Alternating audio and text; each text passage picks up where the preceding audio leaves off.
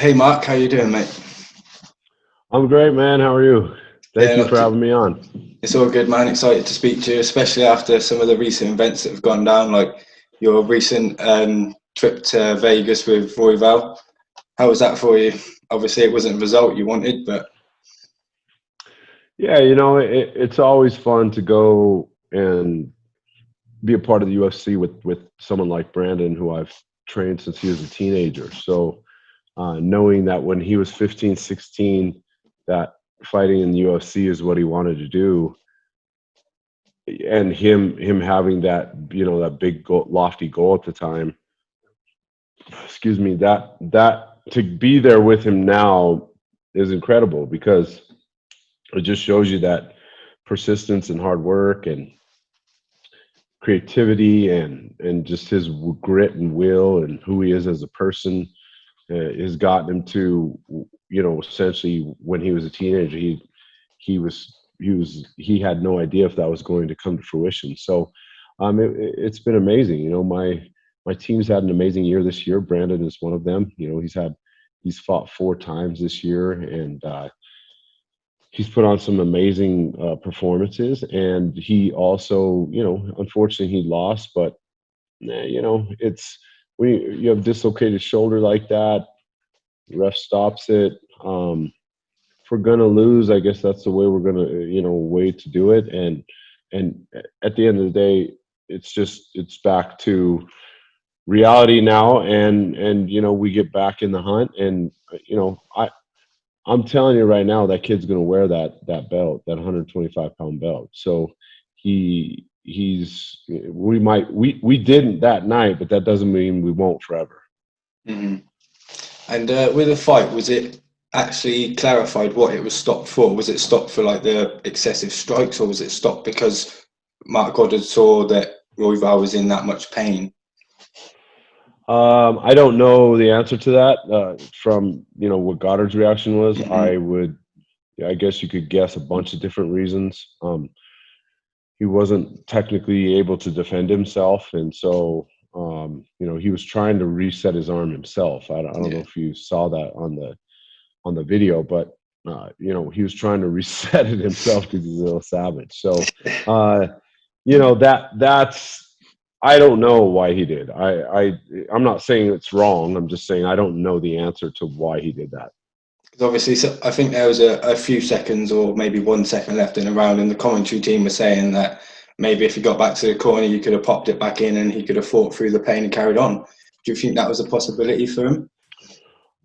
Yeah, I think anytime you have a situation like that, we have to assess a bunch of stuff. And you saw you saw after the fight. I mean, one of the things that people don't know is after a fight, if there is a if there is a TKO, KO, something like that, they don't let the corners in the cage right away. The doctor has to go in there and clear it, and then the UFC team at each gate allow you then to come in.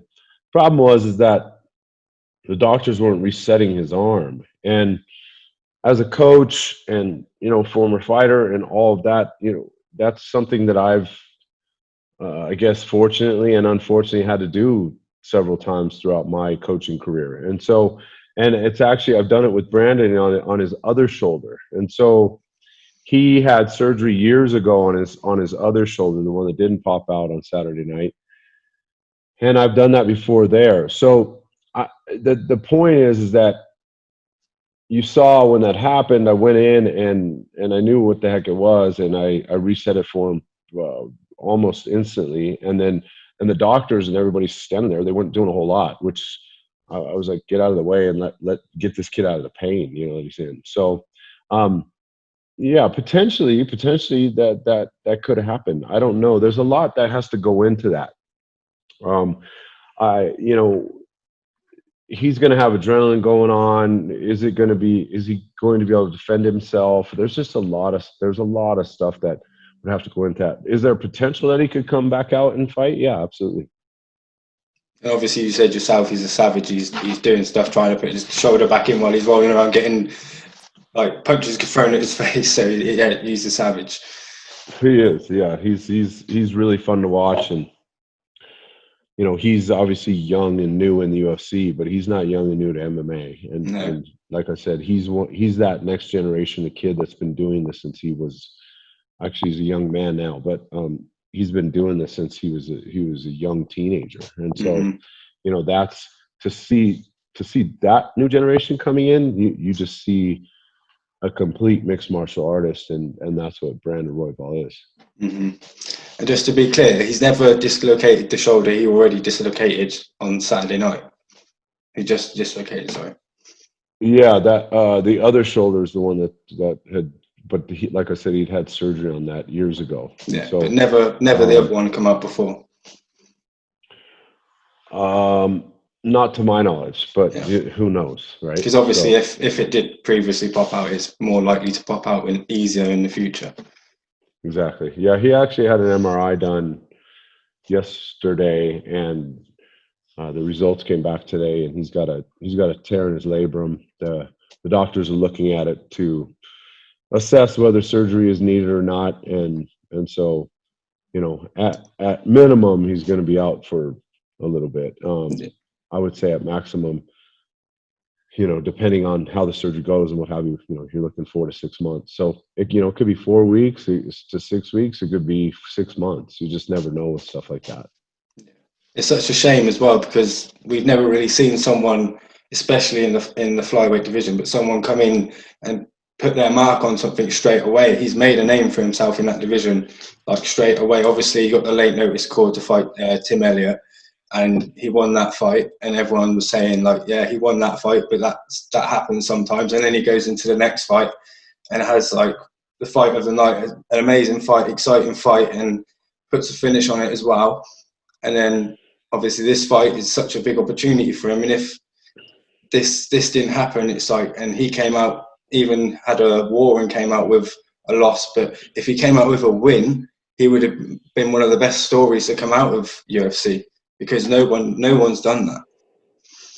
Yeah, you know, and that still will be an amazing story. He's 3 fights deep into the UFC, and so whatever delayed time period we have right now, he's at the top of the division. He's in that top 5 or he might be 6. I can't remember, but he's right in that top right there. And I think he was number 7. Oh, was he? Okay, so he's in the top 10, and the bottom line is, I feel like whatever happens in this fight coming up with Moreno and Davison, whatever happens in that fight here in December, there's at least direction and implications of potentially what type of opportunity Brandon has. I'm not saying that he would go fight for a title off of a loss like that, but you go win another fight, and he's right there in the mix again to be where he was Saturday. So it's fighting. I mean, it's part of it.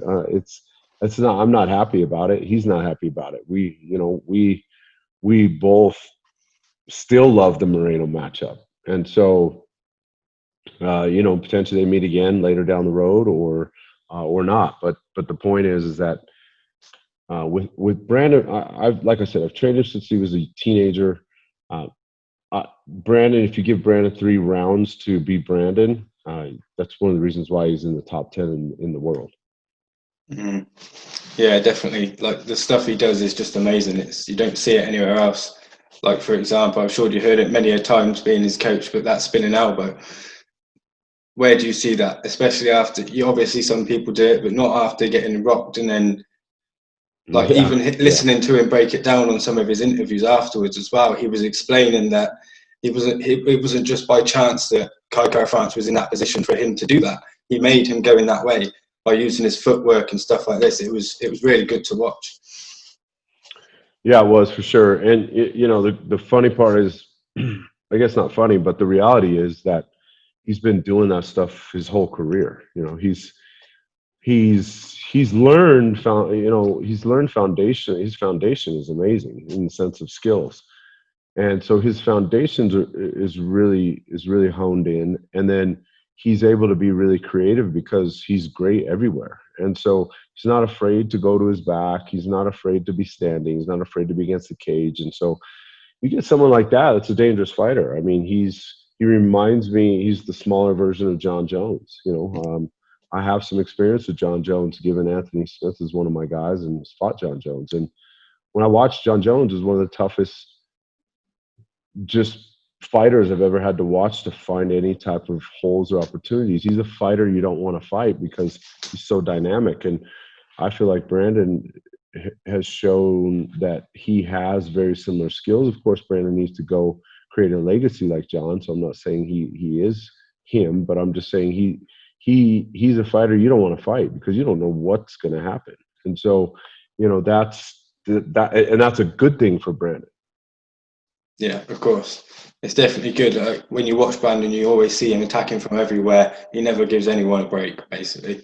And in regards to like the championship at that weight class in flyweight, who do you think is going to be the champion at the end of 2021? Because a lot of people are looking at Figueiredo as a long reigning champion because he is putting on impressive performances. Well, I would say in 2021, I think you'll see Brandon Royval hold that belt. I have no doubt in my mind. I give this kid an opportunity to get back and get his shoulder right, and us go into that fight with a rehab shoulder or surgery shoulder, whatever is going to happen here, and let him go perform again. And I feel like he wins his next fight. It's really tough to not put him in title contention talks. And so whether he has to win one or two, it doesn't matter. The point is that as long as that shoulder, if it doesn't take 6 months or more, I think you'll see him have the opportunity to go and fight for that belt in 2021. And I'm confident he can hold that belt. I'm definitely rooting for him because he is a guy that brings excitement to the division like no one else has before. And I know people are saying all this stuff about a few other people in the division now are bringing the excitement, but in my case, it's definitely Brandon Royval. Yeah, obviously I'm biased, but I am a realist too. So I watch fighting every day, and there's not fights that go by that I don't watch. And so he skill wise, just not just because he's one of my guys, he's absolutely one of the best in the world at 125 pounds for sure. Definitely. And then I just want to touch on another subject while we're talking about it. Your relationship with James Krause is like you're pretty tight with him, and obviously he's been in the media a bit recently with a certain someone that fought at the weekend as well, Buckley, and they've got a bit of history going back and forth. And in the interview that Krause done, he mentioned that obviously he's had previous dealings with Buckley and that it wasn't always the best thing where he would come in. His story was that Buckley would come into the gyms and always want to fight and not want to learn or train or do anything. He just wants to fight, basically. And my question is to you is like, have you had any dealings with Buckley yourself, or has you talked to Krause about that fight at all? No, I mean, I saw Buckley last week. He was in, obviously, Vegas where I was. Yeah. I don't know the kid, actually. So I couldn't give you any information on Buckley. I can give you information on Krause, and Krause is one of the vets that I train. James Krause, Anthony Smith, Zach Cummings, those type guys. Those are some of the vets that I train that are in the UFC, and I don't think Krause has to do anything. Krause has proven that he is one of the best in the world, and he's made a career and a living fighting in the UFC. So whatever the behind the scenes issues are, they are. But Krause, number one, they're not in the same weight class. So let's start there. Krause fought one time at 85, and that was purely on 18 hours notice. I was there with him. That whole thing when he fought Trevin Giles. You can argue all day about whether or not he won or lost, but the point is they're not even the same weight class. So that's the first thing. The second is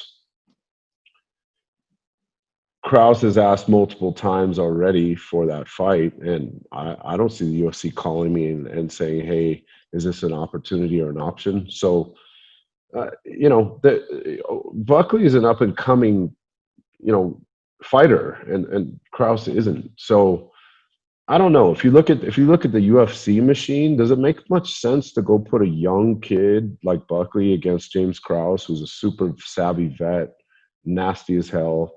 You got a lot of steam right now with Buckley. I mean, with the highlight reel finish he had in Abu Dhabi, and then he just finished his opponent recently last Saturday.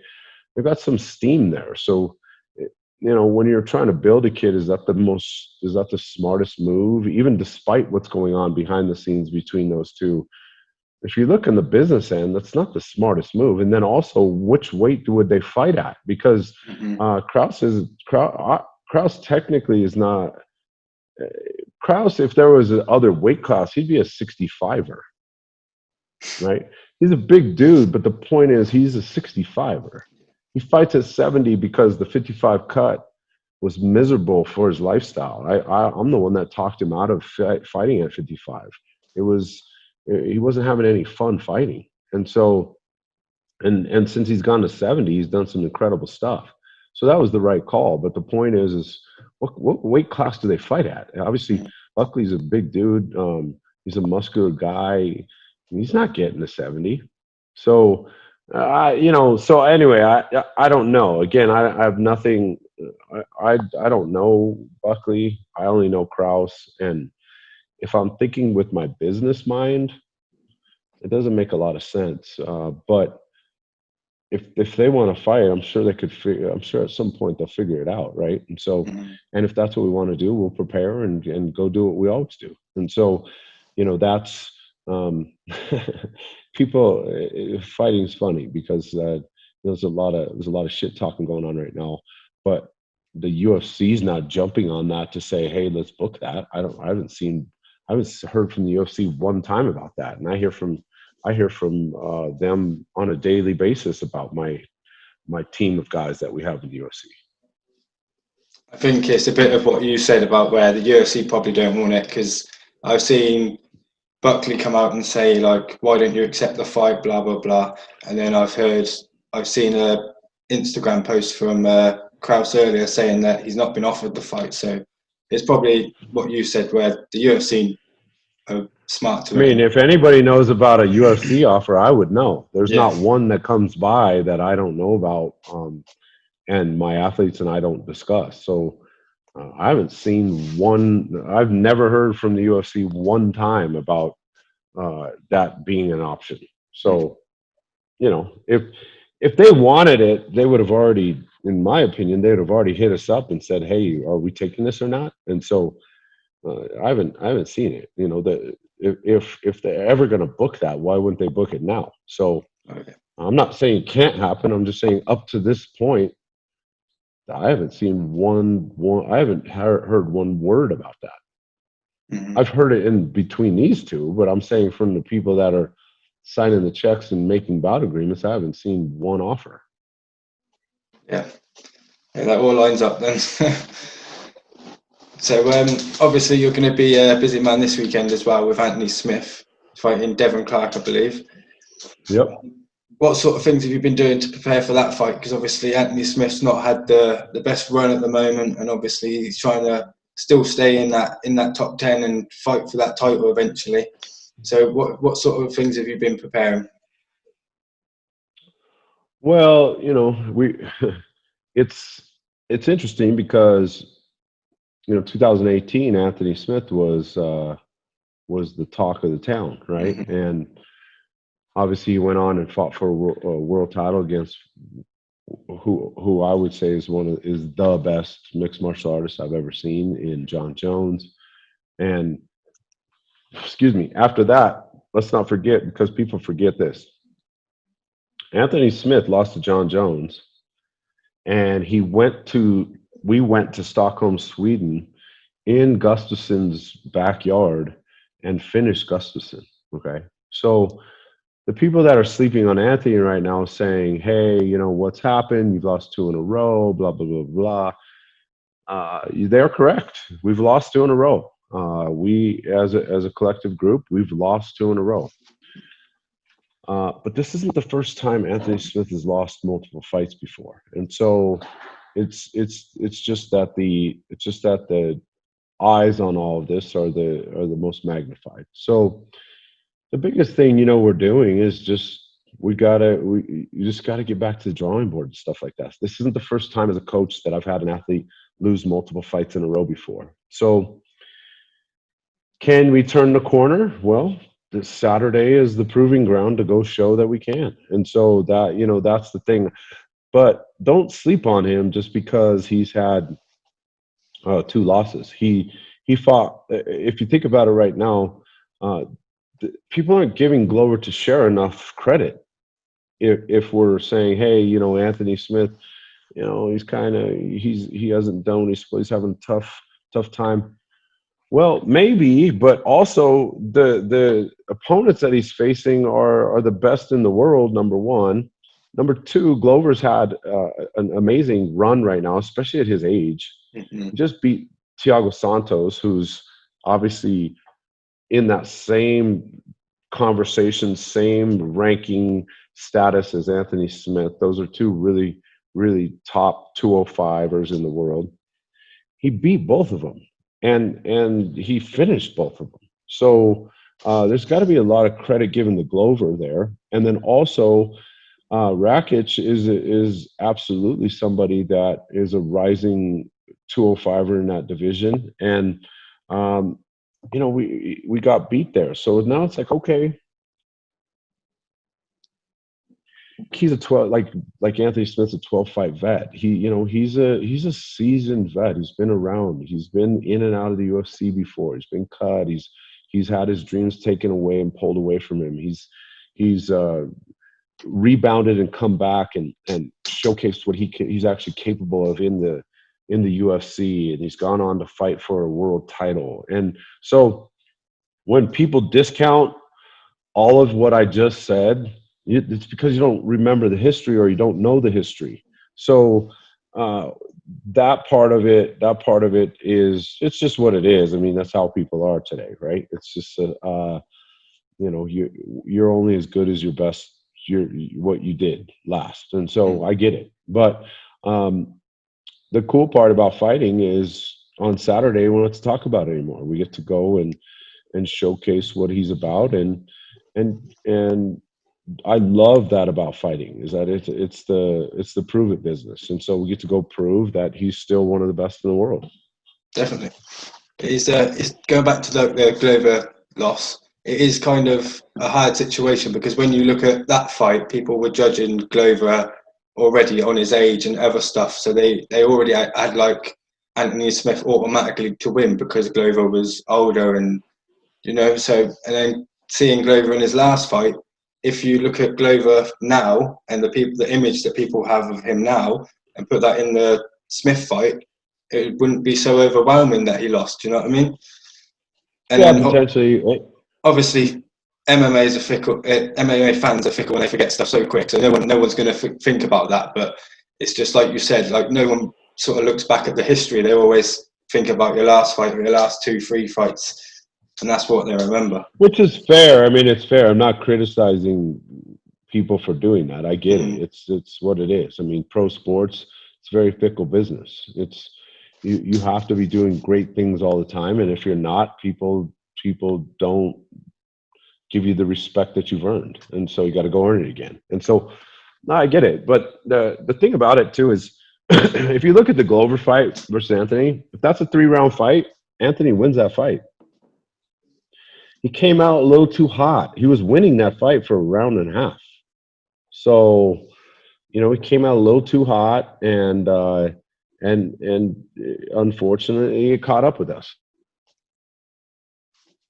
So that's the thing is, there's a lot of variables there. I'm not making excuses. I just said, kudos to Glover and the Rakic. They both beat us, and credit to them and their coaches and their team. They beat us that night, and we have to do better and get better. And that's the cool part is Saturday we get to go do that, and the proving ground of all of that comes to an end when the cage door shuts, and there's no more talking about it. We get to go and do it. And I know the athlete that Anthony is. I know that, you know, I've seen what he's capable of doing, and so is the world. So he's just got to go do it again. That's all. And, you know, it's funny because in a year's time, Anthony can go on a 3-fight win streak and be fighting for the title again, and everyone will say he's the best 205er in the division at this moment, blah, blah, blah, blah. So it's just what it is, man. It's just you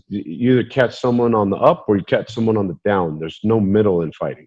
So right now we're on the down, but we look forward to being on the up on Saturday night. Yeah, and all it takes is that one fight, and hopefully Saturday night that could be the fight and turn it back around. And obviously, another fighter of yours, Youssef Zalal, he's not fought for. I think he fought in the last fight island, wasn't it? He did. Yeah, he did. Yeah, obviously that wasn't the result you wanted in that fight as well. It was a closer fight. He's obviously a bright talent. He's come through this year massively. I think he's had 4 fights this year, which obviously if he won that fight, I think he was already talking about the next fight that he wanted to do. But where's his sort of head at now with that loss? Is he looking to come back early next year? Well, again, let's just refresh people's memory. Youssef was not fighting his opponent through his camp. He was fighting a completely different opponent. He was fighting a world-class kickboxer, and about a week before, or less, a little less actually than a week before his fight, as he was actually going to Vegas to get quarantined, we found out that his opponent was out. So to make a change like that, should you do that, and should you win those fights? And potentially, but you know, the kid was on a 3-fight win streak. So to take and that kid he fought is really good, by the way. So no discredit to him because he beat us. But what we won from that fight is Youssef understands that he belongs in there with anybody. It doesn't matter whether it's on 6 days notice or it's on 6 weeks notice, 6 months notice, that he belongs in there, and that he's proven to himself and everyone else that he can be successful at the highest level. Obviously, go to 3-1 in the UFC is an amazing year for him, especially in his first ever year in the UFC. And so to do that, you know, there's nothing but I have nothing but just proud feelings and super excited for what his future looks like. And we have so many young up and coming guys that are just, you know, doing incredible things. Jonathan Martinez is another one. Alex Hernandez, Chris Gutierrez, you know, Devontae Smith is coming back actually here in December, and he's ready. He's coming off that Achilles surgery that he had, and Vince Cachero and Colin Anglin, and you know, the list just goes on and on and on with all these young up and coming just savages, and Dustin Jacoby back in the UFC. And so, you know, all that said, Youssef Zalal is getting to train with a lot of those guys.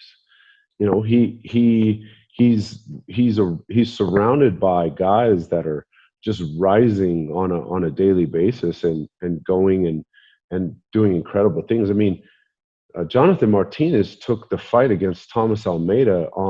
Most people don't know this story, but I called him. It was 4 a.m. in Denver, and I was in Abu Dhabi. I was sleeping actually, and I got a call from his manager in the UFC saying, "Hey, would Jonathan fight Thomas Almeida next week?" And that was on the 17th of October. It was what they were proposing, and I was, or 16th, something like that. And I was like, "Yeah, we love that matchup. Let's do it." I called Jonathan, woke him up out of the middle of his sleep at 4 a.m. in Denver, and said, "Hey, man, you ready to get on a plane? I need you to go to Vegas this morning so you can come to Abu Dhabi to fight Thomas Almeida." And Jonathan Martinez was like, "Done, I'm coming." And so, you know, and then they pushed it back a week. He actually flew to Vegas. And then they said, "Hey, we're going to push it back a week." It didn't even phase that kid. So, you know, he came and he beat Thomas Almeida was one of the best in the division. and he's still a really good fighter. And so to go and do stuff like that, those are the type of guys that, Youssef Zalal and Brandon Royval and all the guys I just mentioned, that's who they're surrounded by. And to get additions like Alex Hernandez, who's new to our team, just fought for the first time for us, recently, and looked amazing and transformed. And so, to do all of that and have all of that surrounding you, and the guy, I could tell you 15 other guys that you don't even have clue of who they are, that are just like these guys coming up. And so, those those young pros and amateurs that are like Youssef and Jonathan and Brandon and Alex, those guys are giving these guys some of the toughest rounds of their day sometimes. And so to be in that type of environment and have the amazing coaching staff that we do and the team that we have, to be in that type of environment, I'm not surprised that these guys are doing what everybody's getting to see it. Yeah, there's definitely something in the water at your gym, because like everything that your fighters seem to do stick in my mind all the time. Like with Youssef Zalal, his spinning back kick against I think it was Pete Barrett. That one was just straight off the bat as well. It was just like straight into him, spinning back kick. I thought that fight was over. So as soon as his butt hit the floor, I think we all just yeah, that was amazing. That, and obviously, like you were saying, you've got all the people around these fighters, and not just around them fighters, but them fighters helping that fighter as well. It's all a connection between the fighters and everything. But how do you sort of, because everyone says they have iron sharpens iron and all this stuff, and everyone has fighters around them that are world class. Is there anything added on top for you that actually makes a difference in that sort of environment? Do you know what I mean? Because sometimes you can have all that and it just might not work. Yeah, the thing that separates us from the pack is our culture. And so I've said this from the very, very, very beginning, when my wife and I decided, hey, we're gonna do this as a business. My number one goal was to make that culture was the most important thing to me. And so, I have a family. I come from a fighting background, but I also come from a team sport background in baseball and football. I played baseball in college. So I understand the team environment as well. And I wanted a real team. I didn't want a building with a bunch of individuals that said they were on the same team. I wanted a real team, and I want them to help each other when it's not their turn to go fight. And I want them to reach out to each other when they win and lose. And I want them to go hang out and grow together as young men and women. And so I wanted a real team, and culture to me is the most important thing. So yeah, one of the things that sets us apart is culture. And that's something that is hard to describe unless you're in that room and you feel it, because everyone has their own culture. And I'm not saying my way is the only way. I'm just saying that's the vision I had. Now, the thing that's really important to me is to not create followers. I want to create leaders. And these guys, I started the culture, but the only way the culture remains and continues is for them to carry it on and own it. And so they're leading that front, and the culture is to be a leader and not a follower. I mean, I did a good job when I first started coaching and creating followers.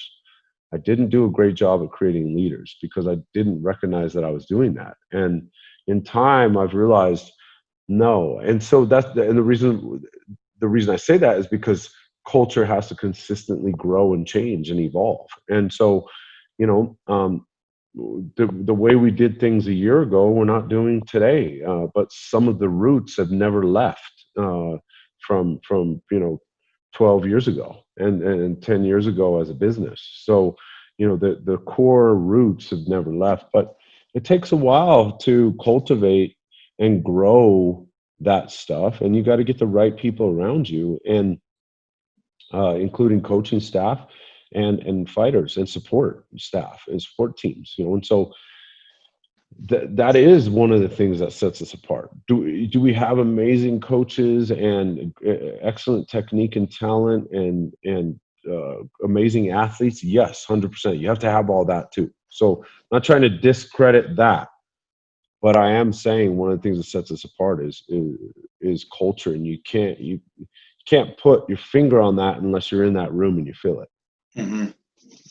There's definitely you can definitely see it in some cases when you see like the relationship that Royval and Hernandez has formed in like you say, he's new to the gym, and I've seen a few things where they've been like laughing their heads off and enjoying each other's company more than anything, and like you can see it, and especially in that connection. Like one of the questions I wanted to ask you is, obviously you have a lot of your fighters who are in the corner when your other fighters fight, supporting them, and like you just said, you built it into your culture. Is that something that's a big part of that? Yes, and you know, for example, Youssef Zalal was helping me corner guys in the UFC before anyone knew who the hell he was. They just knew he was a loud ass voice in the corner, and who the hell is that annoying dude yelling, right? Yeah. And so Youssef, for example, is someone that I brought around because I could see that he had the potential to be there. So when that happens, at some point, you have to immerse them into the culture so that they can see and feel it. And I think not with every person is it this way, but with certain individuals, I think it's important for them to go see what it's like before they ever get there. With Alex, for example, Alex is new to us, and I love having that kid around. He's awesome. I actually call him the Tasmanian Devil because he's just crazy, and like he never stops, you know. And so, and I love that about him. And I think it's hilarious, and it's fun, and he's fun. But with Alex, he'd never. One of the things I respect a lot about Alex, and I just said this actually on a recent interview, excuse me, is Alex came to us in the position he's in, or was in, I should say, before this last fight. One of the best 55ers he's the top 20 for sure. Okay. So one of the things I said to Alex when he came to us is, listen, man, I'm not here to change your game. I'm here to help grow your game, but you're going to take some lumps learning this new system in the training room. But I want you to take some lumps in the training room so that when you go fight, you know, you're the one giving the lumps. And so that's not easy to do, by the way. When you're in the top 20 in the world and you come in and you're trying new stuff and you're trying to grow your game and you're getting your ass kicked on a daily basis potentially, or, you know, I'm not saying you got his ass kicked every day, but I'm just saying the point is that as you try to learn new stuff, you try to learn a new system, you try to immerse yourself into a new culture, there's going to be a lot of fun in that, but there's also going to be a lot of lumps that happen. And what I respect the most about him is he never wavered from saying, Coach, I'm still one of the baddest motherfuckers around. Just give me time. I promise you, as I start to learn this, I'm gonna showcase what we both know I can do. And of course, in his last fight, he did, but against Gutzmacher. But that's not easy to do because that means you check your ego. That means that you have to go and take some L's sometimes to grow. And you know, I tell the fighters a lot of time. I tell the team a lot of time. Do not be afraid to fail on the mat today. Take chances, fail, get better and grow. If you just stay in the same old shit that you're good at, you'll plateau. You'll never grow. And he took that to heart, and he did that. And I respect him a lot because I know there's days when he left practice like, what the hell was that? You know? And so, and I know he left practice going, hell yeah, I'm figuring this out. And when I got a chance to spend some one-on-one time with him in Abu Dhabi, because he and I spent a couple weeks there, I had him come on purpose intentionally to see the process. He comes from a different culture. It's not that it was bad. It's just, it's different. And so I wanted him to see the process. And he was kind of running running the show where he was at. And so I felt like it was important for him to be able to see it so he could trust it when it was his turn, and you know, see that it's successful and see that it's fun to fight again. That's the thing, man. He wasn't having a lot of fun fighting, you know, and so let's go have some fun. We work too hard to not go have fun. And so, and I don't mean just in the fight, I mean in the whole process of getting there. Let's have some fun, you know. And so uh, to do that with him, it was a risk on my part for sure to take him out of the room for a couple weeks. I also knew that that I felt like him and Brandon would bond, and I think with Alex or any new guy, it's important that they get an opportunity to bond with teammates and do that.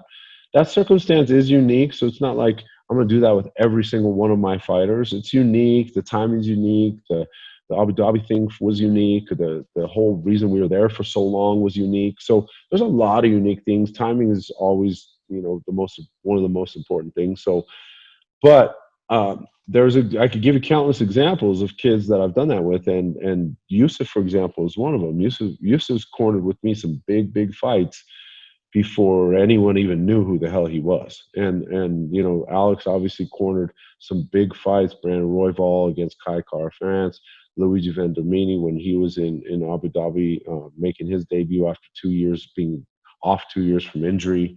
And so, you know, those are opportunities for them to grow, and they have to capitalize on it. And he did.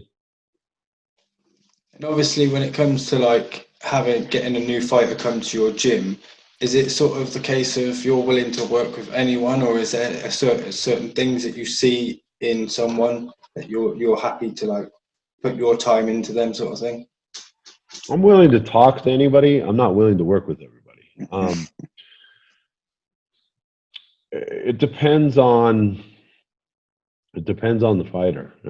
I say this to fighters all the time, and I don't mean it depends on them, but I say this to new fighters I talk to all the time. I'm not the coach for everybody. I'm not. I'm not, and I can't be. I'm going to be who I am. My coaching staff is going to be who they are, and I'm not the coach for everybody. So this is how we do it, and I spell it out to them. And if they're pumped up and like, man, I can't wait to do this, and they're a grinder like I am, then we'll work. But if they're not, then it doesn't work. And you know, their goals have to be. We at least have to be in the same ballpark when it comes to, because in my opinion, to get to the UFC is not the end all be all. That's where we'll butt heads. You know, to get to the UFC is my expectation. To win world titles time and time again, and to go give max effort in there and to grind for 10 years straight like you've never grinded before. Again, some people can't do that. It doesn't mean they can't be successful, though. They can. It's just I'm not built another way. That's the only way I know how, and that's how I'm built. And so we'll butt heads if you're not a grinder like that, and you're not willing to go sacrifice for 10 straight years your everything. Because I walk and talk and do it, and if you're not willing to do it, then it's gonna, and so does my staff, and so does the rest of the guys in the room. It'll just weed you out, or you'll be miserable, and it won't be fun. And so, again, I'm just not the coach for everybody, and it's taken me a little while to figure that out.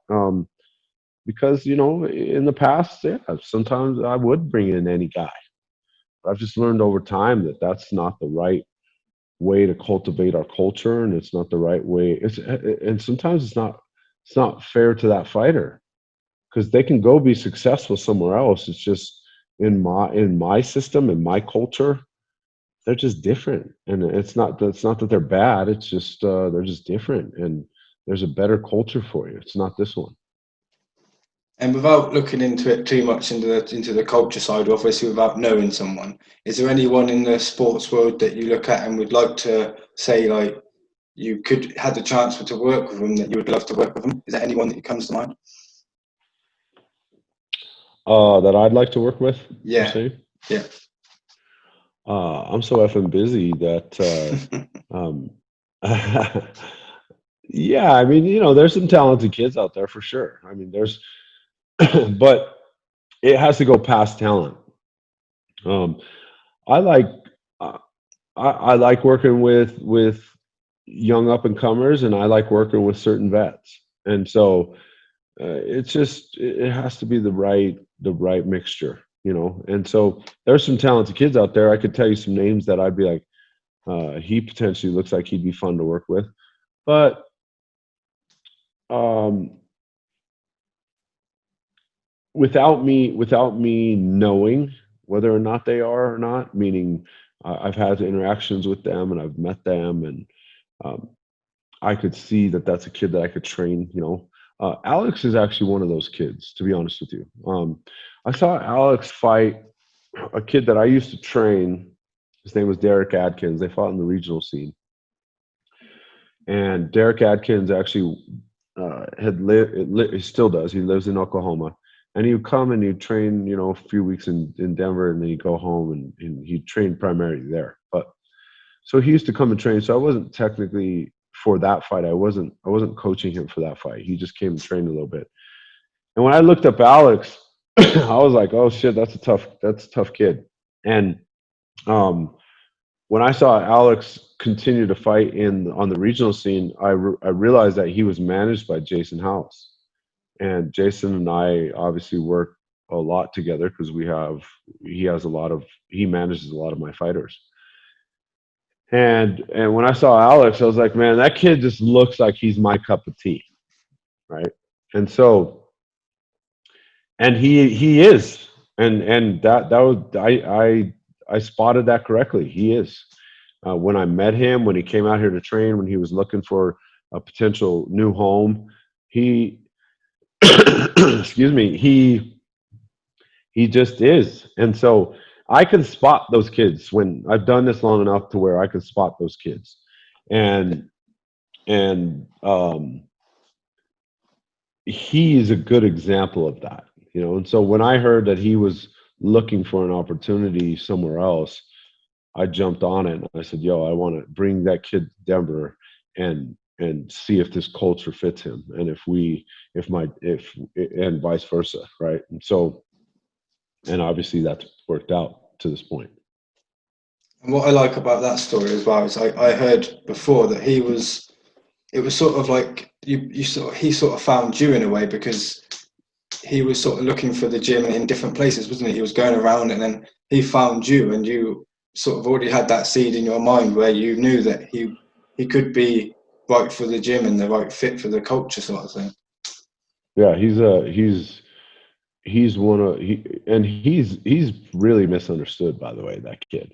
Yeah, I've noticed. I've noticed, obviously, because before he's had a big press conference with the Cerrone fight, and he put it on a bit, and then obviously people that's sort of their last image because it's the biggest image that they've got of him.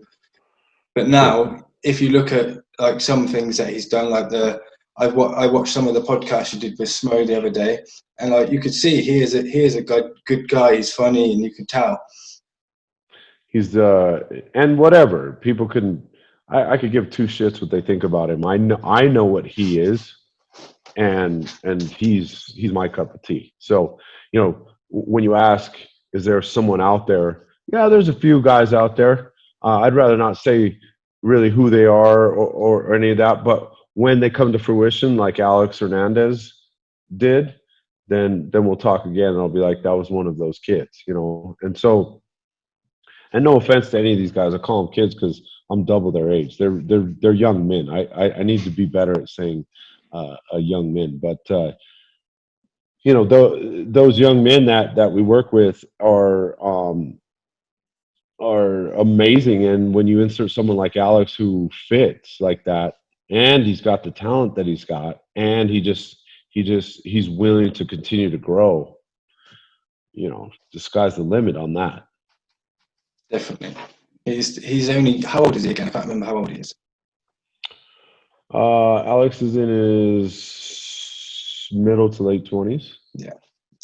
That's what I thought. And obviously with the MMA game, depending on where your mind is with retirement and that sort of stuff, you can go to your late 30s these days. So it's a long time left for him. For sure. Like He's super talented. Yeah, most of your guys are all showing themselves to be very high level, and they're all very on the younger side of their careers as well. So it's only positive things. That's why I have a big smile on my face. Because you got to remember, though, that's a lot of work. If you think about it, Brandon's been training. I've been training Brandon off since he was 16 years old. I think Brandon's 27 or 28, something like that. That's 12 years. That's 12 years of work together to finally go and showcase what I've known for a long time, you know. So it's a lot of work, and he's just getting started. If we're being honest, when you get to the UFC, it kind of starts that new chapter in your fighting career. And so he started that new chapter, and he started off with a bang, and he's right at the top of the division. So it's a lot of work. These young guys, people see it and say, man, those young guys are looking good. Well, I've trained Youssef Zalal since he was 19, and so it's a lot of years, and so and you just can't get to the level they're at unless you're willing to put in that type of work and together, whether it's myself and the coaching staff with them or vice versa. But as a cultivated unit and team, if you're willing to put in that kind of work day in, day out for a long period of time, the people that are left are the ninjas. And so, that's what we're getting to see right now is a lot of planted seeds that took a while to grow and have been consistently growing. And now they're sprouting up and the world's getting to see them. And it brings a big smile to my face because I know how hard those guys have worked. Obviously, it's not just them guys that have worked hard, it's you. Obviously, I think your wife deals with a lot of the stuff as well. And obviously your team, you all work hard as well to make not only your life successful, but then people's lives successful and their careers successful. So don't put all the praise on them, it's you as well. Yeah, the real superstar in the whole story is my wife and my kids. Those are the superstars. My wife's over there pumping her fist, like, yeah, right. So, those are the real superstars in the story. They sacrifice way more than anyone knows, and they're okay with it, by the way. So it's not like my wife's nagging at me every week and saying, "Man, you're gone again," and my kids are like, "What, Dad? What the hell?" And they understand that. Number one, my kids don't know any different, by the way. They've grown up doing this. And so my kids really don't know much different. And my wife's been doing this with me in fighting for almost 22 years. So, technically she doesn't know that different either. But the point is that they're willing to accept it and understand that this is what God's called me to do. And they share me with a lot of people. And I respect them a ton for that. And the sacrifice that they give, their faces aren't the ones on TV, and they're not the fighters that getting their hand raised and getting the glory. But to be honest, though you could ask any of the team, those are the real superstars of the story, is the sacrifice that, the fighters' families give for them to chase what they're chasing, and my family, what they give to allow me to go do my calling and them to continue to chase and us do it all together. So, that's the real, if we're talking superstars, those are the real superstars. Yeah. And even more so now, obviously, with coronavirus, you've got to quarantine and do all that stuff as well. So they really are the superstars, aren't they? Yeah, for sure. Keeping the houses lights on and stuff, and keeping everything running while you're away. Exactly. Anyway, I'm going to enjoy all the fights to come out of your team, and I'm looking forward to seeing more from everyone in 2021. I hope to see you at the weekend on the TV. Heck yeah, I'll be there. I'll get there this week, obviously, and we look forward to finish the year off here. Anthony's our last fight booked for the year, but that doesn't mean that someone won't fight in December. I know better than to think that, and so. But right now, he's our last UFC fight booked, I should say. So, but yeah, man, we're looking forward to that, and then finish the year off here. And it's been a long but a really fruitful and amazing year. And I think anybody that's had to deal with the COVID and all the nonsense that's gone on with all this stuff um, has had to pick which side, how you're going to see the glass, half full, half empty type thing. And so